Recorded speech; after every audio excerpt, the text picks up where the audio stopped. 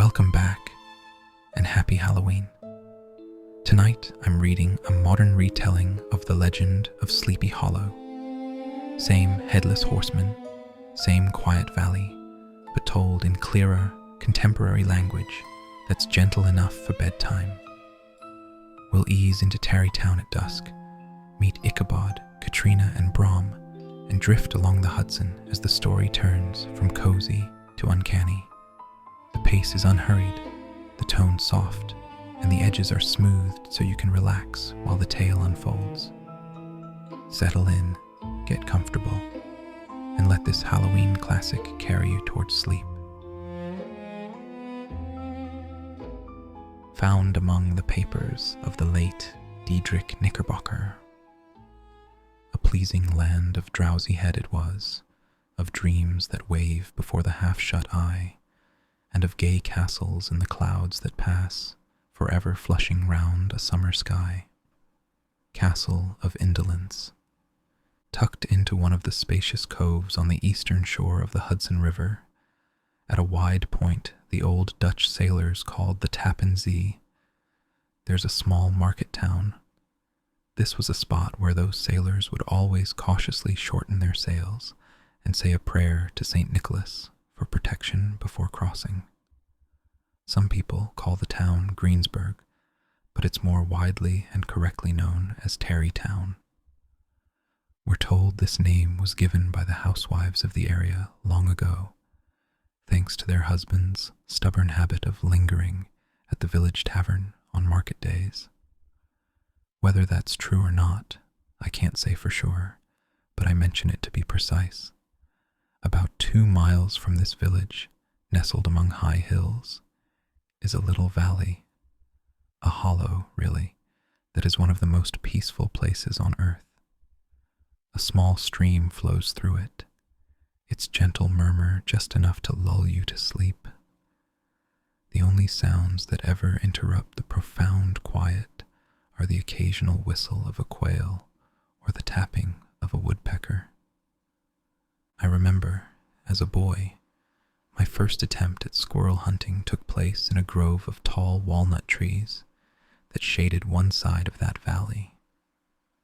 I had wandered in around noon, when nature is especially still, and was shocked by the roar of my own gun. It shattered the Sunday-like silence, the sound echoing angrily off the hills. If I ever needed a place to escape from the world and all its noise, a hideaway to dream away the last years of a troubled life, I can think of no spot more perfect than this little valley.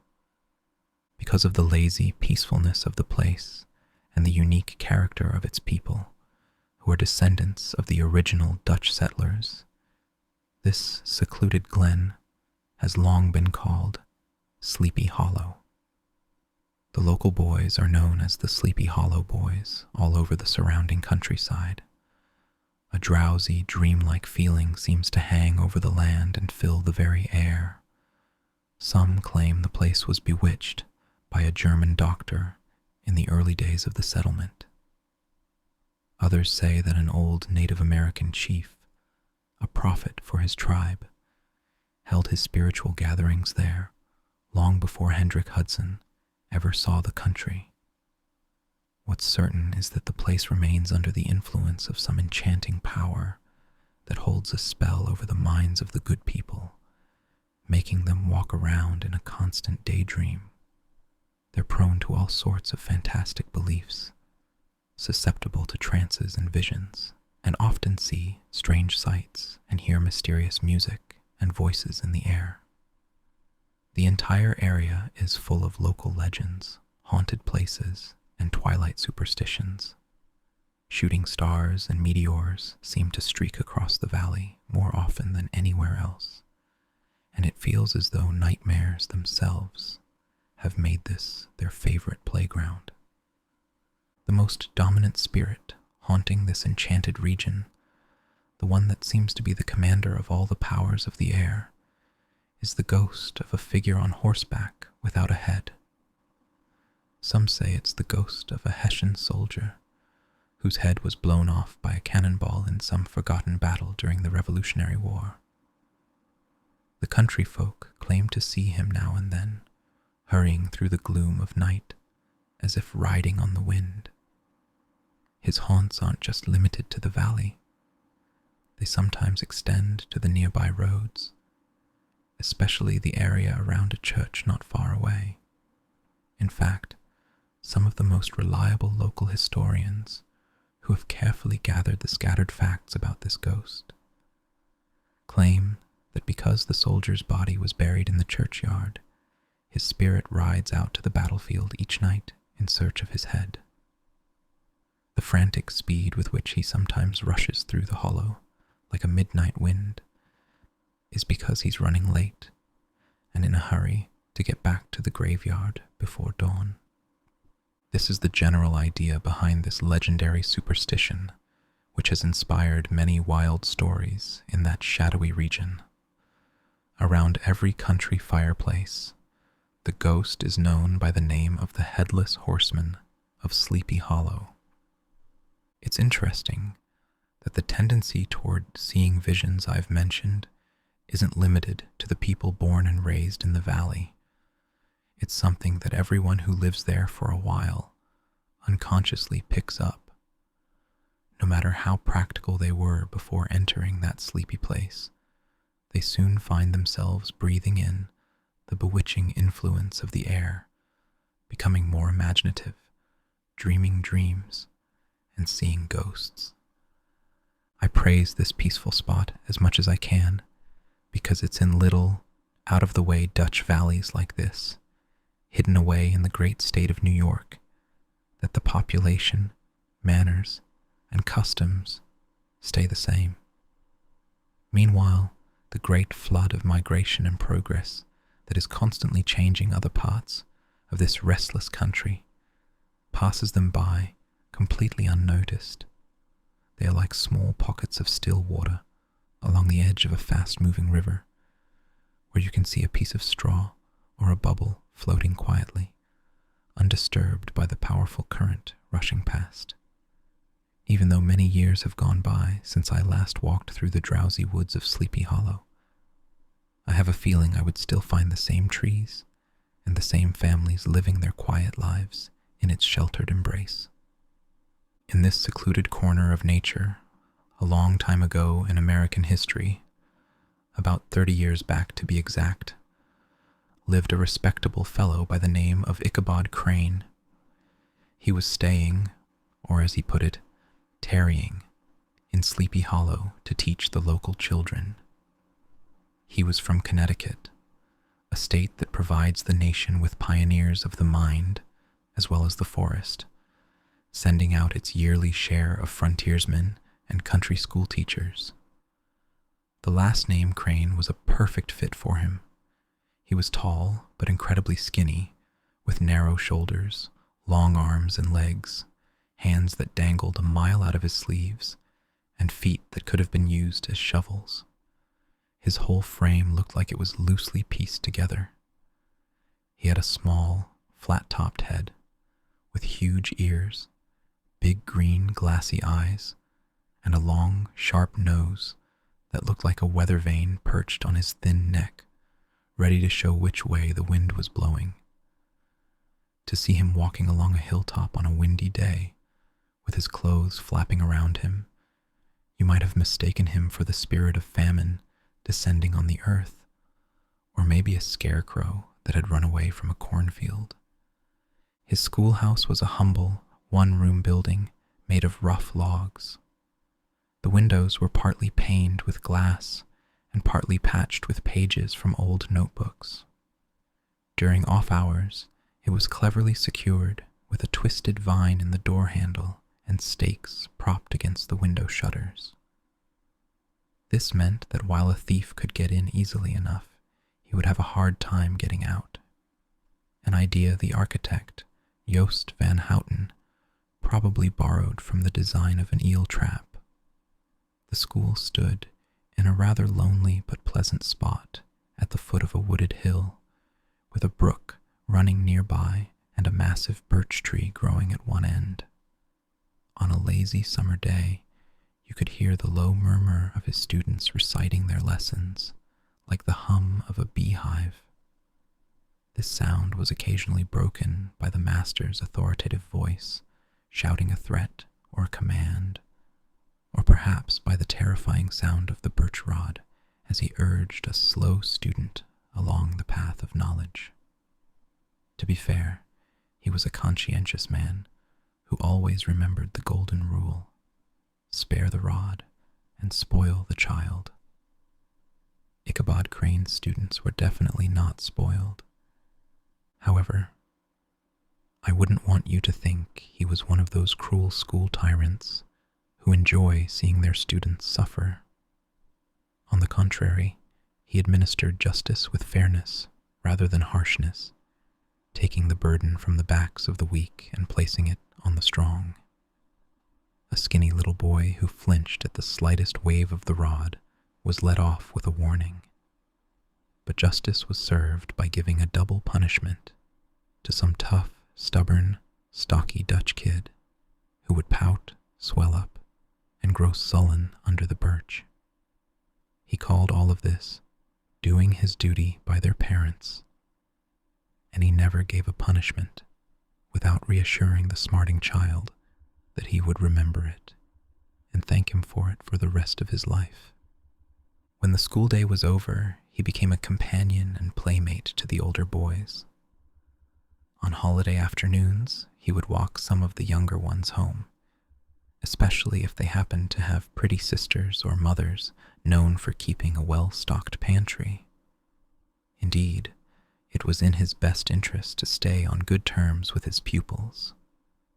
The income from his school was small and would have barely been enough to buy his daily bread, for he was a huge eater, and though thin, had the expanding capacity of an anaconda. To supplement his living, he followed the local custom of boarding and lodging with the families of the farmers, whose children he taught.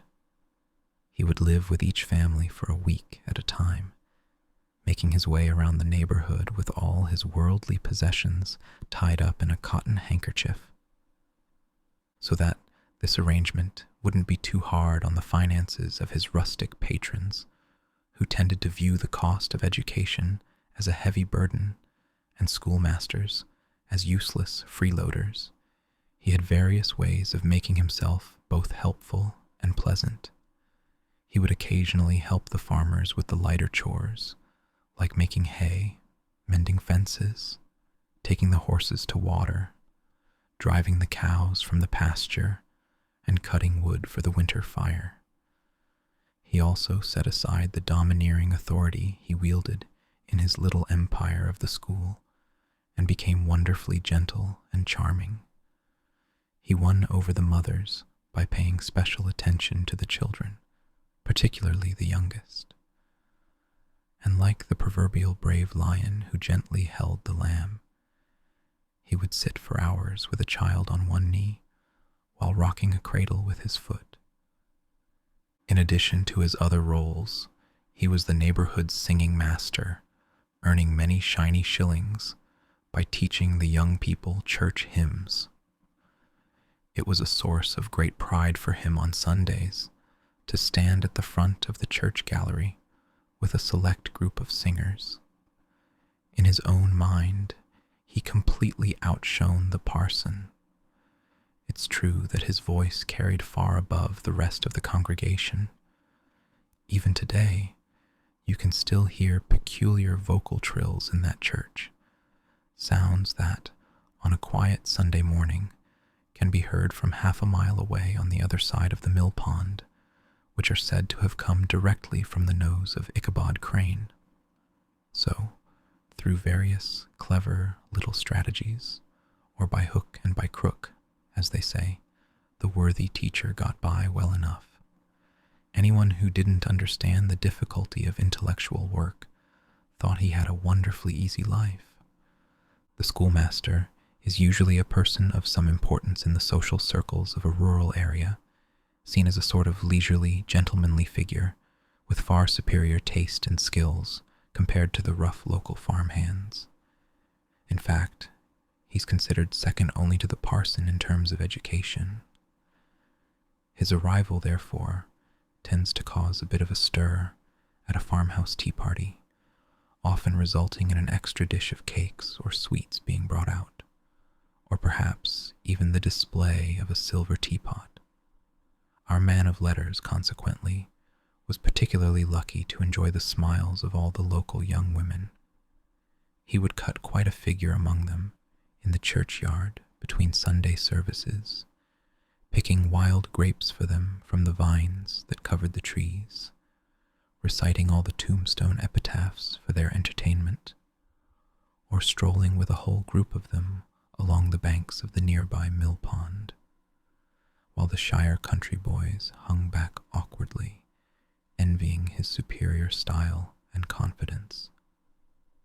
His semi-nomadic lifestyle also made him a kind of walking newspaper, carrying all the local gossip from house to house, so his arrival was always a welcome event. The women also respected him as a man of great learning, because he had read several books from cover to cover, and was an expert on Cotton Mather's History of New England Witchcraft, a subject, by the way, in which he firmly and passionately believed. He was, in reality, a strange mix of minor cleverness and simple gullibility. His appetite for the supernatural and his ability to believe it all were equally extraordinary, and both had grown stronger during his time in this spellbound region. No story was too absurd or monstrous for him to swallow. It was often his favorite pastime, after dismissing school in the afternoon, to lie down on the rich clover bed bordering the little brook that trickled by his schoolhouse. There, he would read over Mather's frightening tales until the gathering dusk made the words on the page blur before his eyes. Then, as he made his way through swamps, past streams, and through spooky woods to whichever farmhouse he was staying at, every sound of nature in that bewitching hour would set his overactive imagination fluttering. The mournful call of the whippoorwill from the hillside, the ominous croak of the tree-toad, a sign of a coming storm, the dreary hoot of the screech-owl, the sudden rustling of birds startled from their nests in the thicket. Even the fireflies, which sparkled most brightly in the darkest spots, would sometimes startle him when one of exceptional brightness streamed across his path. And if, by chance, a big, clumsy beetle happened to fly into him, the poor fellow was ready to die of fright, convinced he had been marked by a witch.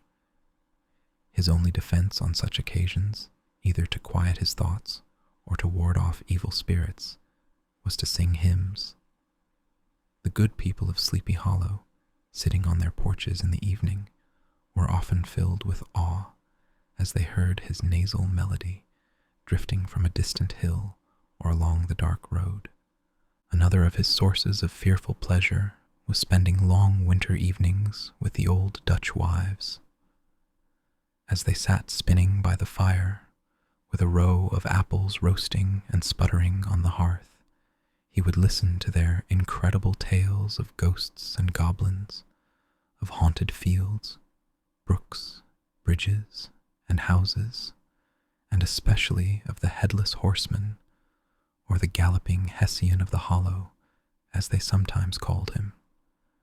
He would entertain them in return with his own stories of witchcraft and of the terrible omens and strange sights and sounds in the air that were common in the early days of Connecticut. He would also thoroughly frighten them with theories about comets and shooting stars, and with the alarming fact that the world was constantly spinning, meaning they were upside down half the time. But if there was a certain pleasure in all this, huddled snugly in the chimney corner of a room glowing warmly from a crackling fire, where no ghost would dare show its face, it was paid for dearly by the terror of his walk home afterward.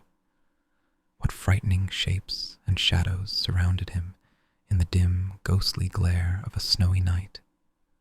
How anxiously he would look at every trembling ray of light that streamed from a distant window across the empty fields. How often was he terrified by a snow-covered shrub that looked like a ghost in a sheet blocking his path. How often did he shrink back in blood-curdling awe at the sound of his own footsteps on the frosty ground, afraid to look over his shoulder for fear of seeing some strange creature following close behind him. And how often was he thrown into a complete panic by a sudden gust of wind howling through the trees, thinking it was the galloping Hessian on one of his nightly rides. All these, however, were just nighttime fears, phantoms of a mind that walks in darkness. And although he had seen many ghosts in his time and been confronted by Satan in various forms during his lonely walks, daylight always put an end to these troubles. He would have lived a pleasant life, in spite of the devil and all his works, if his path hadn't been crossed by a being that causes more trouble for mortal man than ghosts, goblins, and all the witches in the world combined, and that was a woman. Among the music students who gathered one evening each week for his singing lessons was Katrina Van Tassel, the daughter and only child of a wealthy Dutch farmer. She was a blooming young woman of 18, as plump as a partridge, ripe, sweet, and rosy-cheeked like one of her father's peaches. She was famous everywhere, not just for her beauty, but for her considerable inheritance. She was also a bit of a flirt, which you could see in her style of dress, a mix of old and new fashions calculated to best show off her charms. She wore pure gold ornaments that her great-great-grandmother had brought over from Holland, an alluring old-fashioned bodice, and a provocatively short skirt that displayed the prettiest foot and ankle in the entire region. Ichabod Crane had a soft and foolish heart when it came to women, so it's no surprise that such a tempting prize soon caught his eye, especially after he visited her at her father's estate. Old Baltus Van Tassel was the perfect picture of a thriving, content, and generous farmer. It's true he rarely let his eyes or thoughts stray beyond the borders of his own farm, but within those borders, everything was cozy, happy, and well cared for. He was satisfied with his wealth, but not arrogant about it, and he took pride in the hearty abundance of his lifestyle rather than its style. His homestead was located on the banks of the Hudson, in one of those green, sheltered, fertile nooks where Dutch farmers love to settle. A great elm tree spread its broad branches over the house, and at its base, a spring of the softest, sweetest water bubbled up into a small well made from a barrel before trickling away through the grass to a nearby brook that babbled among the alders. Close to the farmhouse stood a huge barn that could have passed for a church, with every window and crack seeming to burst with the farm's treasures. The sound of the flail could be heard from within from morning till night. Swallows and martins zipped around the eaves, and rows of pigeons enjoyed the sunshine on the roof, some with one eye turned to the sky as if watching the weather, some with their heads tucked under their wings, and others puffing up their chests, cooing and bowing to their mates. Sleek, fat pigs grunted contentedly in their pens, from which troops of piglets would occasionally emerge as if to get a breath of fresh air. A stately squadron of white geese floated in a nearby pond, escorting whole fleets of ducks. Regiments of turkeys gobbled through the farmyard, and guinea fowl fussed about like cranky housewives with their peevish, complaining cries. Before the barn door strutted the proud rooster, a model of a husband, a warrior, and a fine gentleman, flapping his glossy wings and crowing with pride, sometimes tearing at the earth with his feet, and then generously calling his ever-hungry family of wives and children to enjoy the tasty morsel he had found. The schoolteacher's mouth watered as he gazed upon this magnificent promise of a luxurious winter feast. In his mind's eye, he saw every roasting pig running around with a pudding in its belly and an apple in its mouth. The pigeons were tucked snugly into a comfortable pie under a crust blanket. The geese were swimming in their own gravy, and the ducks were paired up cozily in dishes like a comfortable married couple with a generous side of onion sauce. In the pigs, he saw the future sleek slab of bacon and juicy, delicious ham.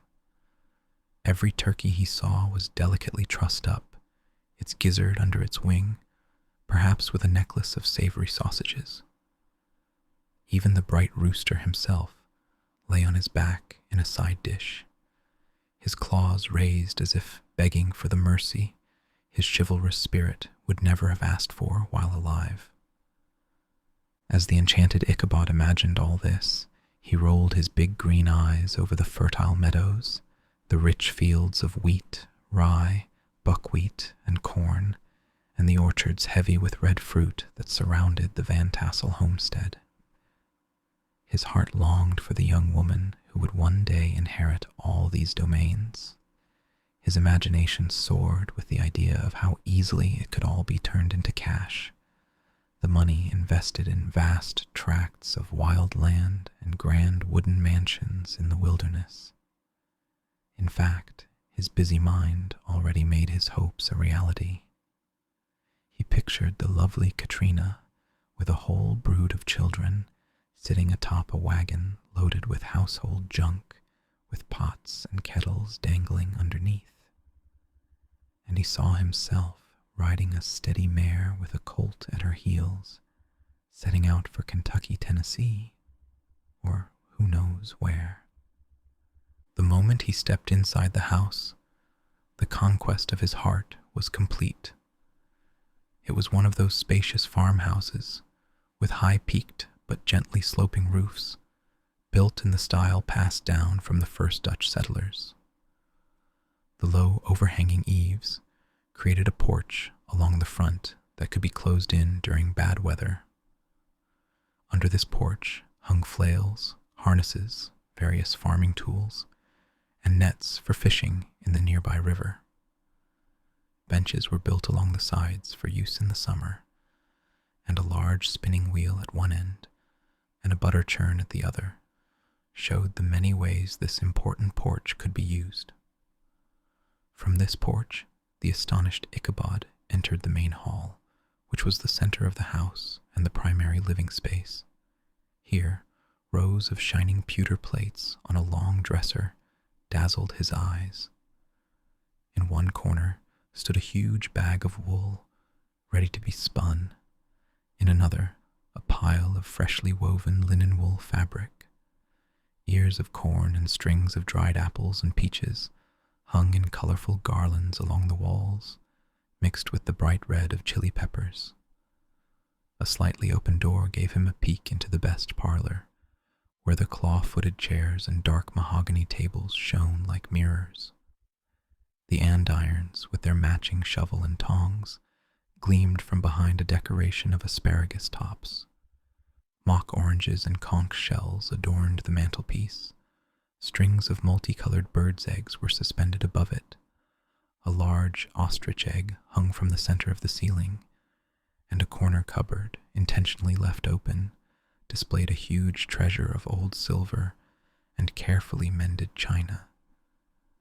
From the moment Ichabod laid eyes on these delightful scenes, his peace of mind vanished. His only goal became how to win the heart of the peerless daughter of Van Tassel.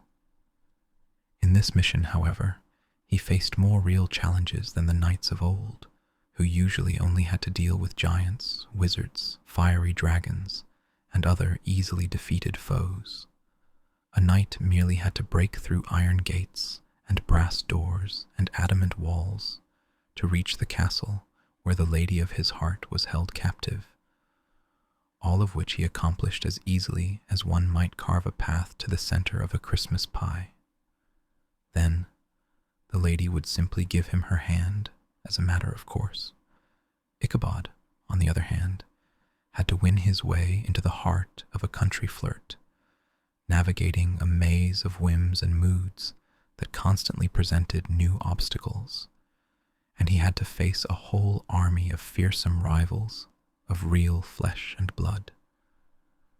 The numerous local admirers who guarded every entrance to her heart, keeping a watchful and angry eye on each other, but ready to unite against any new competitor. Among these rivals, the most daunting was a brawny, loud, rowdy fellow named Abraham, or Brom van Brunt, according to the Dutch nickname. He was the hero of the entire countryside, which echoed with tales of his strength and daring.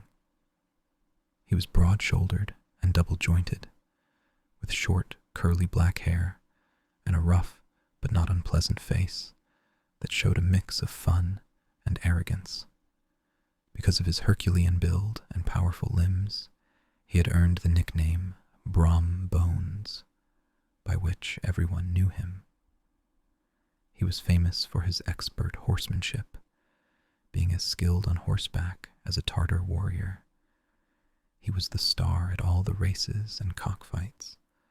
With the authority that physical strength always commands in rural life, he was the judge in all disputes, setting his hat to one side and delivering his verdicts with a tone that allowed for no argument or appeal. He was always up for a fight or a good time, but he had more mischief in him than malice. Beneath all his bossy roughness, there was a strong streak of playful good humor. He had 3 or 4 close friends who saw him as their role model, and with them at his back, he would tear through the countryside, showing up at every feud or party for miles around. In cold weather, you could spot him by his fur cap, topped with a showy fox's tail. When people at a country gathering saw that well-known crest bobbing in the distance among a squad of hard riders, they always braced for trouble. Sometimes his crew could be heard galloping past farmhouses at midnight, whooping and hollering like a troop of Cossacks. The old women, startled from their sleep, would listen for a moment until the noisy chaos had passed and then say, "Yep, there goes Brom Bones and his gang." The neighbors regarded him with a mixture of awe, admiration, and goodwill. Whenever some crazy prank or country brawl happened nearby, they would always shake their heads and say they were sure Brom Bones was behind it. This wild hero had, for some time, chosen the lovely Katrina as the object of his clumsy romantic efforts, and although his attempts at courting were something like the gentle caresses of a bear, it was rumored that she didn't completely discourage his advances. It's certain that his presence was a signal for all other rivals to back off, as no one felt like crossing a lion in matters of love. So much so that when his horse was seen tied to the Van Tassel's fence on a Sunday night, a sure sign that its master was inside courting, all other suitors would pass by in despair and take their romantic pursuits elsewhere.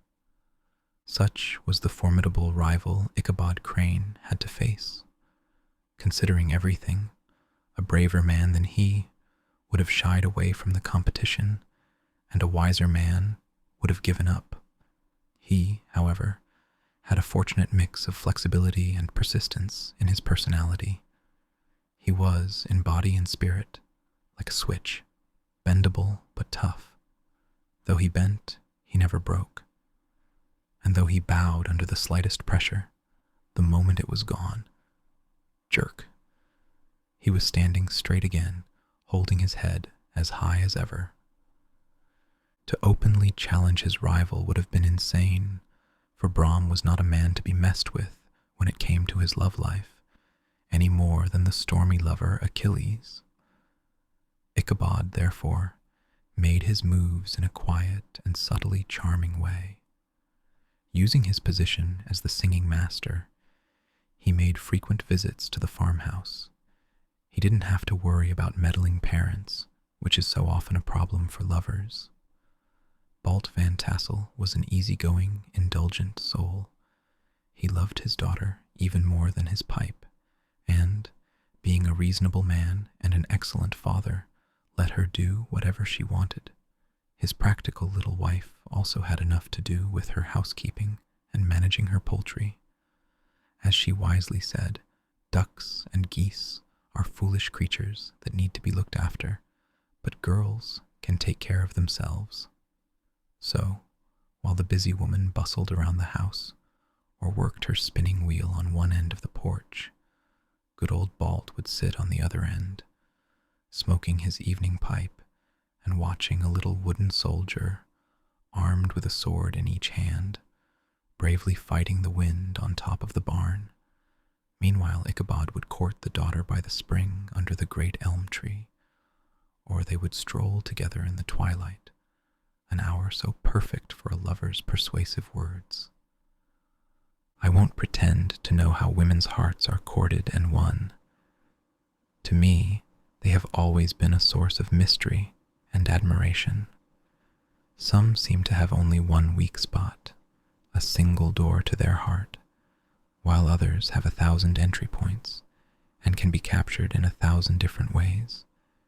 It is a great victory of skill to win the first type, but it's an even greater sign of generalship to hold on to the second, as a man must defend his fortress at every door and window.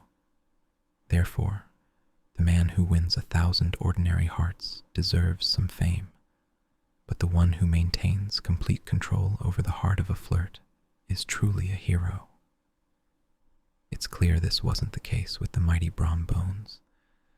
From the moment Ichabod Crane started making his advances, Brom's standing with Katrina clearly dropped. His horse was no longer seen tied to the fence on Sunday nights, and a bitter feud slowly developed between him and the schoolteacher of Sleepy Hollow. Brom, who had a sort of rough chivalry in his nature, would have preferred to take the matter to open conflict and settle their claims to the lady in the style of those most direct and simple thinkers, the knights errant of old, with a one-on-one fight. But Ichabod was too aware of his rival's superior strength to face him. He had overheard Bones boast that he would double the schoolmaster up and lay him on a shelf in his own schoolhouse, and he was too cautious to give him the chance. There was something extremely frustrating about this stubbornly peaceful approach. It left Brom with no choice but to rely on his talent for rustic mischief and play crude practical jokes on his rival. Ichabod became the target of whimsical torment from Bones and his gang of rough riders. They disrupted his previously peaceful life, smoking out his singing school by blocking the chimney, breaking into the schoolhouse at night, despite its impressive vine and stake security system, and turning everything upside down, so that the poor schoolmaster began to think all the witches in the country were holding their meetings there. But what was even more annoying, Brom took every chance he got to make fun of him in front of his lady, and he even had a scoundrel of a dog that he taught to whine in the most ridiculous way, introducing it as a rival to Ichabod for instructing her in singing. Things went on like this for some time, without any major change in the positions of the two rivals. On a fine autumn afternoon, Ichabod sat in a thoughtful mood on the high stool from which he usually oversaw all the activities of his little literary kingdom. In his hand, he held a ruler, that symbol of absolute power. The birch rod of justice rested on 3 nails behind his throne, a constant threat to wrongdoers. On the desk before him were various confiscated items and forbidden weapons taken from idle students, such as half-eaten apples, pop guns, pinwheels, fly cages, and whole armies of little paper fighting cocks.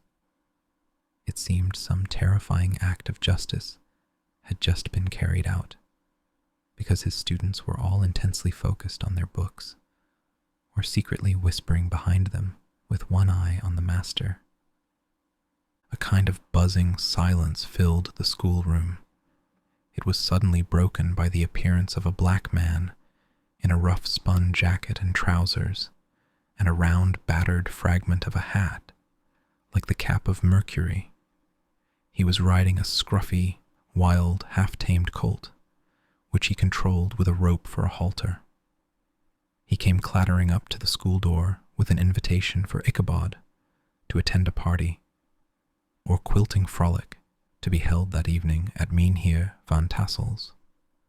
After delivering his message with the air of importance and attempt at fancy language that a black man often shows on such minor errands, he dashed across the brook and was seen scampering up the hollow, full of the urgency of his mission. Suddenly, all was chaos and excitement in the formerly quiet schoolroom. The students were rushed through their lessons without worrying about small details. The quick ones skipped over half their work without consequence, and the slow ones got a sharp smack on the rear now and then to speed them up or help them over a long word. Books were tossed aside without being put back on the shelves.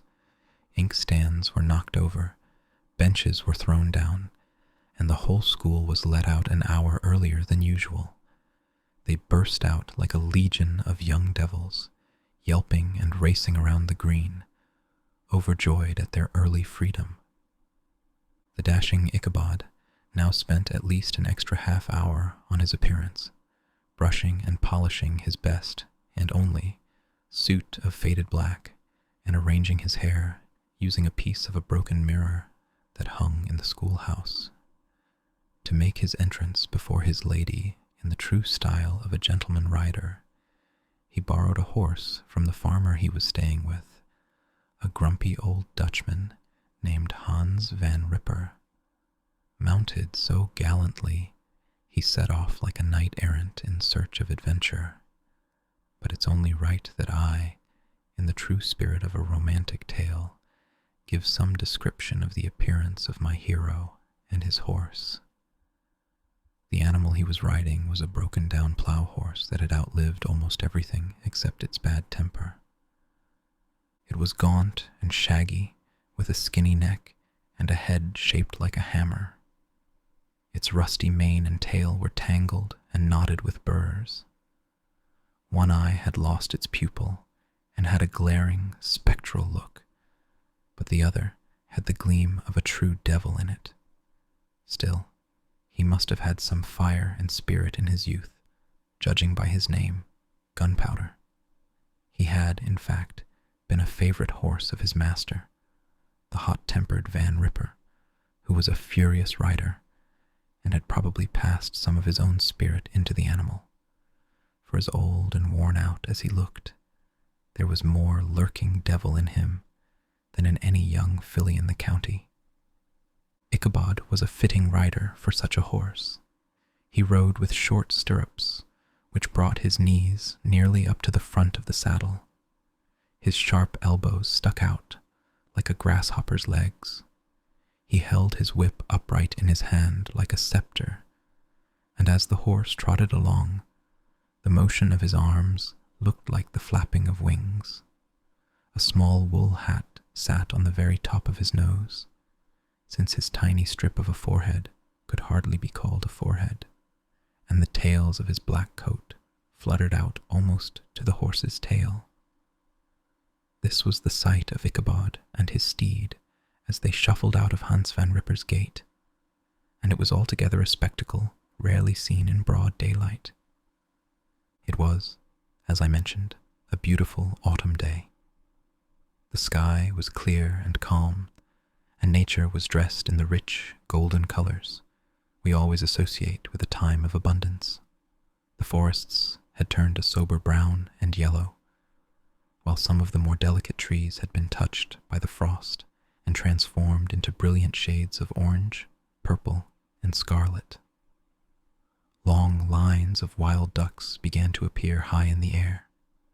The chatter of squirrels could be heard from the groves of beech and hickory trees, and the thoughtful whistle of the quail echoed intermittently from a nearby harvested field. The small birds were having their final feasts of the season. In their joyful celebration, they fluttered and chirped, flitting from bush to bush and tree to tree, seemingly whimsical due to the sheer variety of food around them. There was the honest robin, a favorite target for young hunters, with its loud, complaining call, the twittering blackbirds flying in dark clouds, the golden-winged woodpecker with its crimson crest, broad black throat patch, and splendid feathers, the cedar bird with its red-tipped wings, yellow-tipped tail, and little feathered cap, and the blue jay, that noisy show-off in his bright light blue coat and white underclothes, screaming and chattering, nodding and bowing, and pretending to be friends with every other songbird in the grove. As Ichabod jogged slowly along, his eyes, always on the lookout for any sign of plentiful food, scanned with delight the treasures of the joyous autumn. On all sides, he saw a vast supply of apples, some hanging in overwhelming abundance on the trees, some gathered into baskets and barrels for the market, others piled high for the cider press. Further on, he saw great fields of corn, with golden ears peeking out from their leafy husks, promising future cakes and cornmeal pudding. The yellow pumpkins lying beneath them turned their fair, round bellies to the sun, offering the prospect of the most luxurious pies. Soon, he passed the fragrant buckwheat fields, which smelled of beehives, and as he looked at them, sweet daydreams of delicious pancakes, well buttered and topped with honey or molasses by the delicate, dimpled hand of Katrina Van Tassel, filled his mind. Feeding his thoughts with these sweet and sugared ideas, he traveled along the side of a range of hills that overlooked some of the most beautiful scenes of the mighty Hudson River. The sun gradually lowered its broad disk in the west. The wide expanse of the Tappan Zee lay still and glassy, except for a gentle ripple here and there that stretched the blue shadow of the distant mountain. A few amber clouds floated in the sky, with not a breath of air to move them. The horizon was a fine golden color, slowly changing to a pure apple green, and then to the deep blue of the sky above. A slanting ray of sunlight lingered on the wooded tops of the cliffs that overlooked parts of the river, giving greater depth to the dark gray and purple of their rocky sides. A sailboat was drifting in the distance, moving slowly with the tide, its sail hanging uselessly against the mast. As the reflection of the sky shimmered on the still water, it looked as if the boat was suspended in the air. It was getting dark when Ichabod arrived at the home of Heer Van Tassel, which he found crowded with the finest and most respected people of the surrounding area. There were old farmers, a lean, leather-faced group in homespun coats and breeches, blue stockings, huge shoes, and magnificent pewter buckles. Their energetic, wrinkled little wives wore tightly crimped caps, long-waisted short gowns, and homespun petticoats, with scissors, pincushions, and colorful calico pockets hanging on the outside. There were also healthy, full-figured young women, dressed almost as old-fashionedly as their mothers, except where a straw hat, a fine ribbon, or maybe a white dress hinted at city trends. The sons wore short, square-cut coats with rows of enormous brass buttons, and their hair was usually tied back in a queue, as was the style. Especially if they could find an eelskin for the purpose, which was believed throughout the country to be a powerful hair tonic.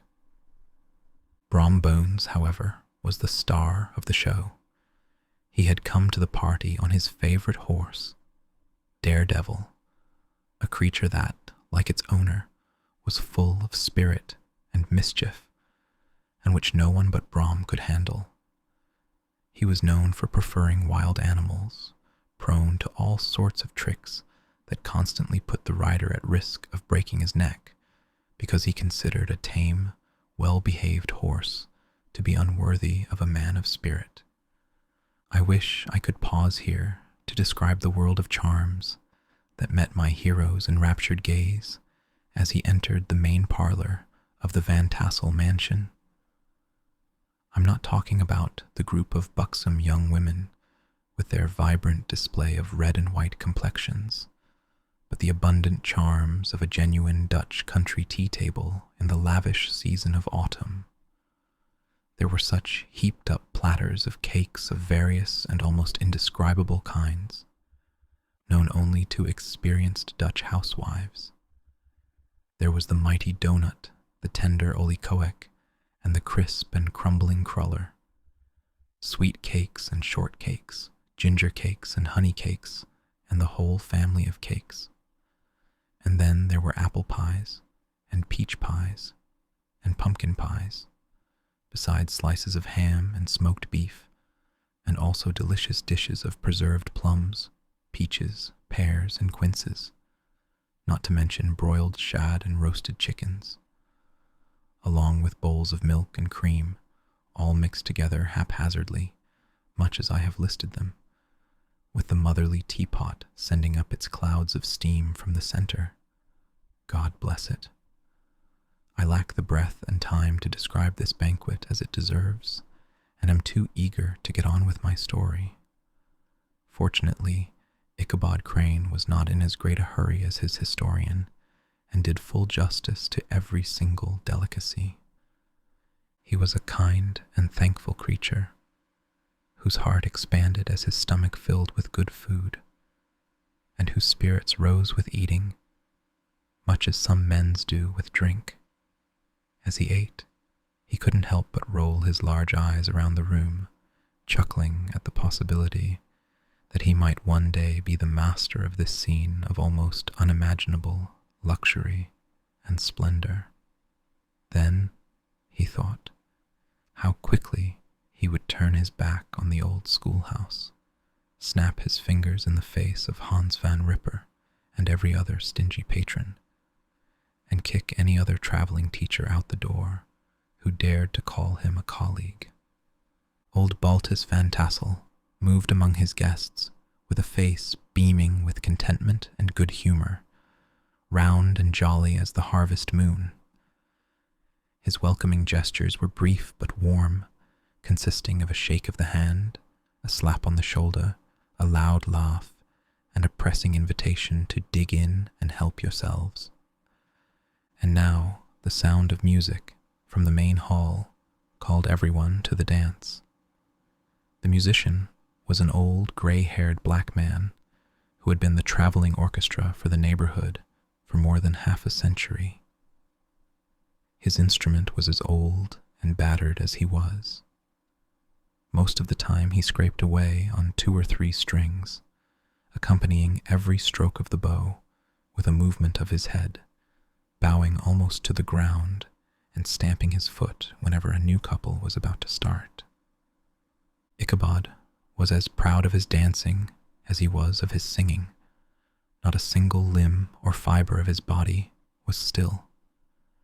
To have seen his loosely jointed frame in full motion, clattering about the room, you would have thought St. Vitus himself, the blessed patron saint of the dance, was performing before you in person.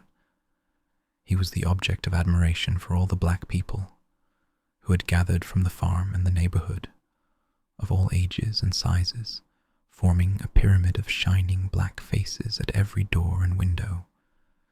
They gazed with delight at the scene, rolling their white eyeballs and showing grinning rows of ivory from ear to ear.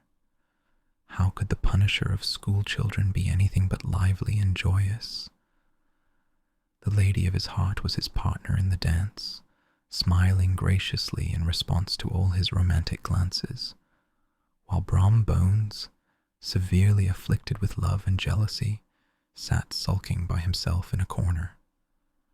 When the dance was over, Ichabod was drawn to a group of the wiser old men, who, with old Van Tassel, sat smoking at one end of the porch, gossiping about old times and telling long stories about the war. This neighborhood, at the time I'm writing about, was one of those special places full of history and great men.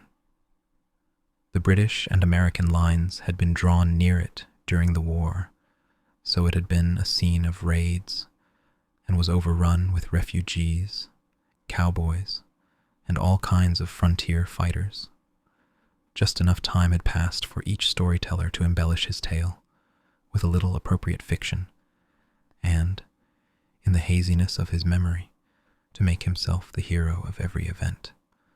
There was the story of Defew Martling, a large, blue-bearded Dutchman who had nearly captured a British frigate with an old iron 9-pound cannon from a dirt fortification. Only his gun burst on the 6th shot. And there was an old gentleman who will remain nameless, being too wealthy a man to be mentioned casually, who, in the Battle of White Plains, being an excellent fencer, deflected a musket ball with a small sword. He claimed he actually felt it whiz around the blade and glance off at the hilt, as proof he was ready at any time to show the sword with the hilt slightly bent.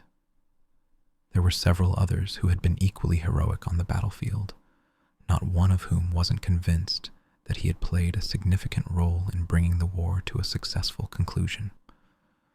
But all of these stories were nothing compared to the tales of ghosts and apparitions that followed. The neighborhood is rich in these kinds of legendary treasures. Local tales and superstitions flourish best in these sheltered, long-settled communities, but are trampled underfoot by the ever-changing crowds that make up the population of most of our rural towns. Besides, there's no encouragement for ghosts in most of our villages. They barely have time to finish their first nap and turn over in their graves before their surviving friends have moved away from the neighborhood. So, when they come out at night to walk their rounds, they have no acquaintances left to visit. This is perhaps why we so seldom hear of ghosts except in our long-established Dutch communities. The immediate reason, however, for the abundance of supernatural stories in these parts was undoubtedly the proximity of Sleepy Hollow. There was a contagion in the very air that blew from that haunted region. It exuded an atmosphere of dreams and fantasies that infected the entire land. Several of the Sleepy Hollow people were at Van Tassel's party, and as usual, were sharing their wild and wonderful legends.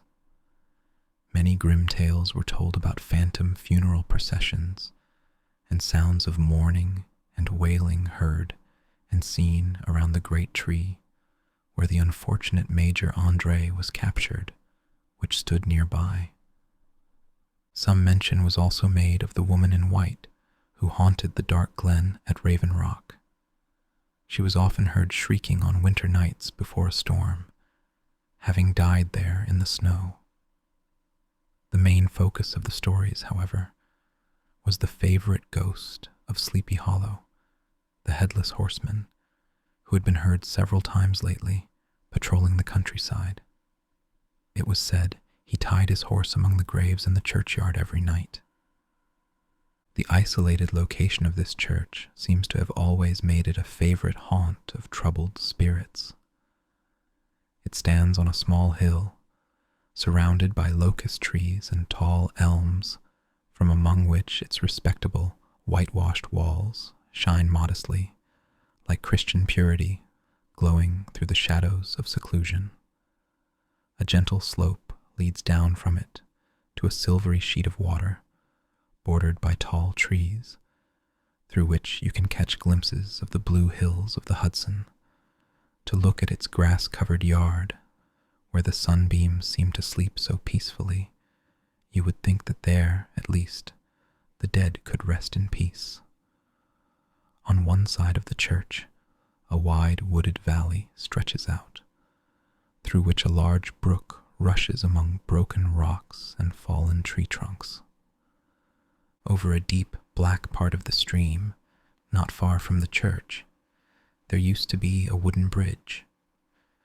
The road leading to it and the bridge itself were heavily shaded by overhanging trees, which cast a gloom over it even in the daytime, but created a terrifying darkness at night. This was one of the favorite haunts of the Headless Horseman, and the place where he was most often seen. The story was told of old Brewer, a staunch disbeliever in ghosts, how he met the horseman returning from a ride into Sleepy Hollow, and was forced to get up behind him. They galloped over bushes and through thickets, over hill and swamp, until they reached the bridge.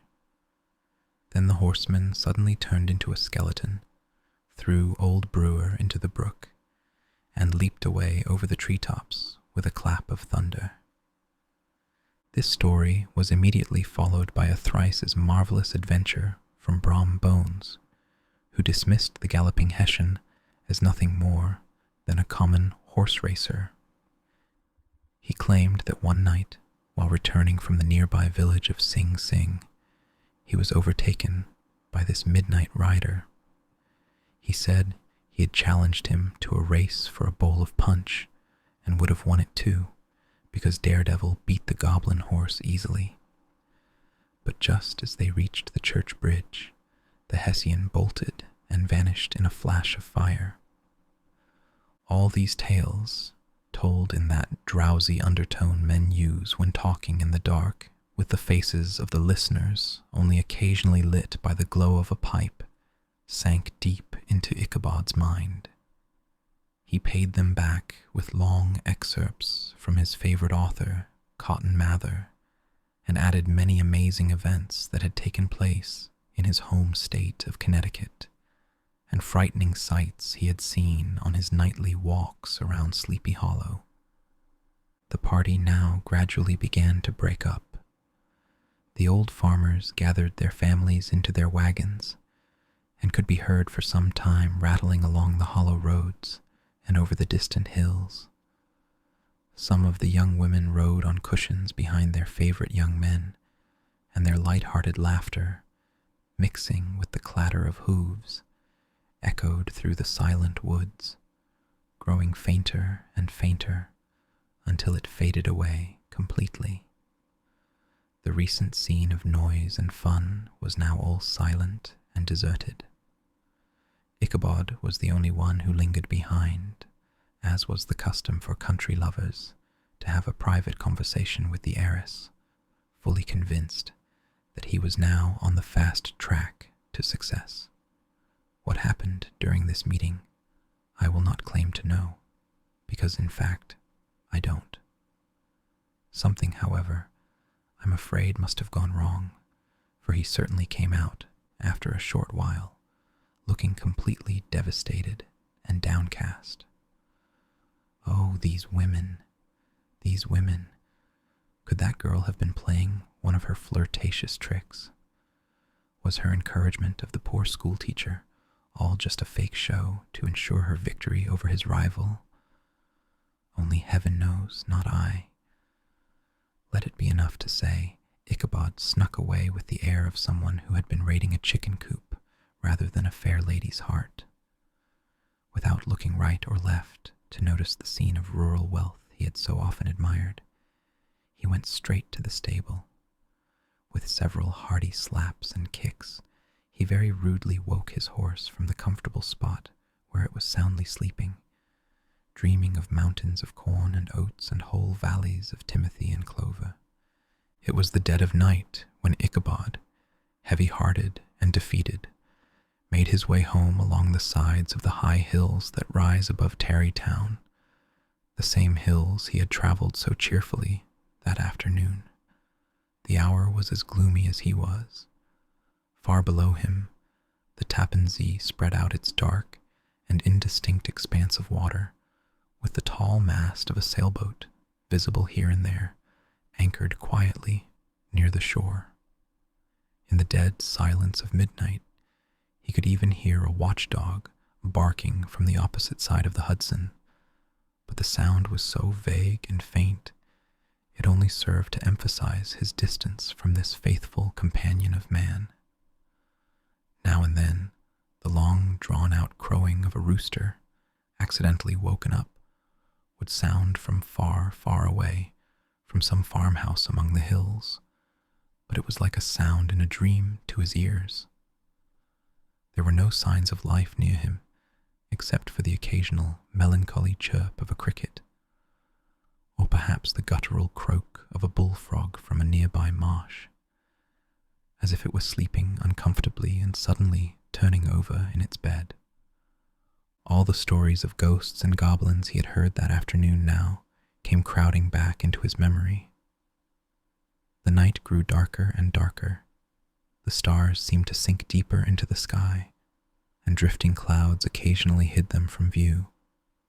He had never felt so lonely and miserable. Moreover, he was approaching the very place where many of the ghost stories had been set. In the middle of the road stood an enormous tulip tree, which towered like a giant above all the other trees in the area, and served as a kind of landmark. Its limbs were gnarled and twisted, large enough to be trunks for ordinary trees, bending down almost to the earth before rising again into the air. It was connected to the tragic story of the unfortunate André, who had been taken prisoner nearby and was universally known as Major André's tree. The common people regarded it with a mixture of respect and superstition, partly out of sympathy for the fate of its ill-fated namesake, and partly because of the tales of strange sights and sad cries told about it. As Ichabod got closer to this fearsome tree, he began to whistle. He thought he heard his whistle answered, but it was just a gust of wind sweeping sharply through the dry branches. As he approached a little nearer, he thought he saw something white hanging in the middle of the tree. He paused and stopped whistling, but on looking more closely, he saw it was a spot where the tree had been struck by lightning, and the white wood was exposed. Suddenly, he heard a groan. His teeth chattered, and his knees knocked against the saddle. It was only the rubbing of one huge branch against another as they were swayed by the breeze. He passed the tree safely, but new dangers lay ahead. About 200 yards from the tree, a small brook crossed the road and ran into a marshy and densely wooded glen known as Wiley's Swamp. A few rough logs, laid side by side, served as a bridge over this stream. On the side of the road where the brook entered the woods, a group of oaks and chestnuts, tangled thickly with wild grapevines, cast a cave-like gloom over it. To cross this bridge was the greatest challenge. It was at this exact spot that the unfortunate André was captured, and under the cover of those chestnuts and vines were the brave local men who surprised him. This has ever since been considered a haunted stream, and terrifying are the feelings of the schoolboy who has to cross it alone after dark. As he neared the stream, his heart began to pound. He gathered all his courage, gave his horse a dozen kicks in the ribs, and tried to dash quickly across the bridge. But instead of moving forward, the stubborn old animal made a sideways movement and ran straight into the fence. Ichabod, whose fears grew with the delay, jerked the reins on the other side and kicked hard with the opposite foot. It was no use. His horse did move, it's true, but only to plunge to the other side of the road into a thicket of brambles and alder bushes. The schoolmaster now used both whip and heel on the bony ribs of old Gunpowder, who dashed forward, snuffling and snorting, but came to a dead stop right by the bridge, with a suddenness that nearly sent his rider tumbling over his head. Just at that moment, a splashing step by the side of the bridge caught Ichabod's sensitive ear. In the dark shadow of the grove, on the edge of the brook, he saw something huge, misshapen and towering. It didn't move, but seemed to be crouched in the gloom, like some gigantic monster ready to spring on a traveler. The hair of the terrified schoolteacher stood on end with fear. What could he do? It was too late to turn and run. Besides, what chance was there of escaping a ghost or goblin, if that's what it was, which could ride on the wings of the wind? Mustering up a show of courage, he demanded in a stammering voice, "Who are you?" He received no reply. He repeated his question in an even more agitated voice. Still, there was no answer. Once more, he beat the sides of the unmovable Gunpowder, and shutting his eyes, broke out with involuntary passion into a hymn. Just then, the shadowy object of his fear put itself in motion and, with a scramble and a leap, stood at once in the middle of the road. Though the night was dark and dismal, the form of the unknown figure could now be somewhat made out. He appeared to be a horseman of large size, mounted on a powerful black horse. He made no move to attack or be friendly, but kept his distance on one side of the road, jogging along on the blind side of old Gunpowder, who had now gotten over his fright and stubbornness. Ichabod, who had no desire for this strange midnight companion and remembered Brom Bones' adventure with the galloping Hessian, now spurred his horse on, hoping to leave him behind. The stranger, however, spurred his horse to an equal speed. Ichabod slowed to a walk, thinking he could lag behind. The other did the same. His heart began to sink.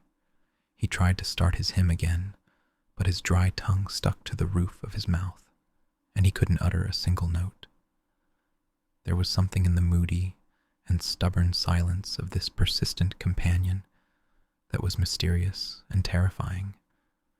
It was soon frighteningly explained. As they climbed a small hill, which silhouetted the figure of his fellow traveler against the sky, gigantic in height and wrapped in a cloak, Ichabod was horrified to see that he was headless. But his horror grew even greater when he noticed that the head, which should have been on his shoulders, was being carried in front of him on the pommel of his saddle. His terror turned to desperation. He rained a shower of kicks and blows upon Gunpowder, hoping by a sudden burst of speed to give his companion the slip, but the spectre matched his pace instantly. Away they dashed, through thick and thin, stones flying and sparks flashing at every leap. Ichabod's flimsy clothes fluttered in the air as he stretched his long, thin body over his horse's head in the urgency of his escape. They had now reached the road that turns off to Sleepy Hollow, but Gunpowder, who seemed possessed by a demon instead of following it, made an opposite turn and plunged headlong downhill to the left. This road leads through a sandy hollow, shaded by trees for about a quarter of a mile, where it crosses the bridge famous in goblin stories. Just beyond it rises the green hill on which the whitewashed church stands. So far, the horse's panic had given its unskilled rider an apparent advantage in the chase. But just as he got halfway through the hollow, the saddle's straps gave way, and he felt it slipping out from under him. He grabbed it by the pommel and tried to hold it firm, but it was no use. He had just enough time to save himself by wrapping his arms around old Gunpowder's neck when the saddle fell to the ground, and he heard it being trampled underfoot by his pursuer. For a moment, the fear of Hans Van Ripper's anger crossed his mind, for it was his Sunday saddle, but this was no time for petty fears. The goblin was right on his heels, and, unskilled rider that he was, he had a hard time just staying on, sometimes slipping to one side, sometimes to the other, and sometimes being jolted on the high ridge of his horse's backbone with a violence that he truly feared would split him in two. An opening in the trees now gave him hope that the church bridge was near. The wavering reflection of a silver star in the brook told him he was not mistaken. He saw the walls of the church gleaming dimly under the trees beyond. He remembered the place where Brom Bones's ghostly competitor had vanished. If I can just reach that bridge, thought Ichabod, I am safe. Just then, he heard the black horse panting and breathing heavily close behind him. He even thought he could feel its hot breath. Another frantic kick in the ribs, and old Gunpowder leaped onto the bridge. He thundered over the echoing planks. He reached the opposite side, and now Ichabod glanced behind him to see if his pursuer would vanish, as the story said, in a flash of fire and brimstone. Just then, he saw the goblin rising in his stirrups, and in the very act of throwing his head at him. Ichabod tried to dodge the horrible missile, but it was too late. It hit his head with a tremendous crash. He was tumbled headlong into the dust, and Gunpowder, the black horse, and the goblin rider passed by like a whirlwind. The next morning, the old horse was found without his saddle, and with the bridle under his feet, calmly eating the grass at his master's gate. Ichabod did not show up for breakfast. Dinner time came, but still no Ichabod. The boys gathered at the schoolhouse and wandered idly along the banks of the brook, but there was no schoolmaster. Hans Van Ripper now began to worry about the fate of poor Ichabod and his saddle. An investigation was started, and after a diligent search, they found his tracks. In one part of the road leading to the church, the saddle was found trampled in the dirt. The tracks of horses' hooves, pressed deep into the road and clearly moving at a furious speed, were traced to the bridge. Beyond it, on the bank of a wide part of the brook, where the water ran deep and black, they found the hat of the unfortunate Ichabod, and right next to it, a shattered pumpkin. The brook was searched, but the schoolmaster's body could not be found. Hans Van Ripper, as the executor of his estate, examined the bundle that contained all his worldly possessions. They consisted of 2.5 shirts, 2 neckties, a pair or 2 of wool stockings, an old pair of corduroy breeches, a rusty razor, a hymn book full of dog-eared pages, and a broken pitch pipe. As for the books and furniture of the schoolhouse, they belonged to the community, except for Cotton Mather's History of Witchcraft, a New England almanac, and a book of dreams and fortune-telling. Inside the last book was a sheet of paper much scribbled and blotted, with several failed attempts to write a poem in honor of the heiress of Van Tassel. These magic books and the poetic scribble were immediately thrown into the fire by Hans Van Ripper, who from that moment on decided to stop sending his children to school, remarking that he never saw any good come from all this reading and writing. Whatever money the schoolmaster had, and he had received his quarterly pay just a day or 2 before, he must have had on him at the time of his disappearance. The mysterious event caused a lot of speculation at the church the following Sunday. Groups of onlookers and gossips gathered in the churchyard, at the bridge, and at the spot where the hat and pumpkin had been found. The stories of Brewer, of Bones, and a whole collection of others were brought to mind. And when they had carefully considered them all and compared them with the evidence of the current case, they shook their heads and came to the conclusion that Ichabod had been carried off by the galloping Hessian. Since he was a bachelor and owed no one any money, nobody bothered to think about him anymore. The school was moved to a different part of the hollow, and another teacher took his place. It is true that an old farmer, who had been down to New York on a visit several years later, and from whom this account of the ghostly adventure was heard, brought back news that Ichabod Crane was still alive. He said that Ichabod had left the neighborhood partly out of fear of the goblin and Hans Van Ripper, and partly in humiliation at being suddenly rejected by the heiress.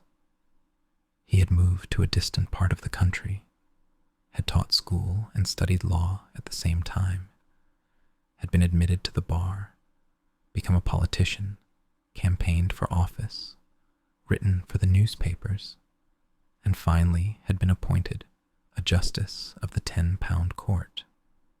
Brombones, too, who shortly after his rival's disappearance led the blooming Katrina to the altar in triumph, was seen to look extremely knowledgeable whenever the story of Ichabod was told, and always burst into a hearty laugh at the mention of the pumpkin.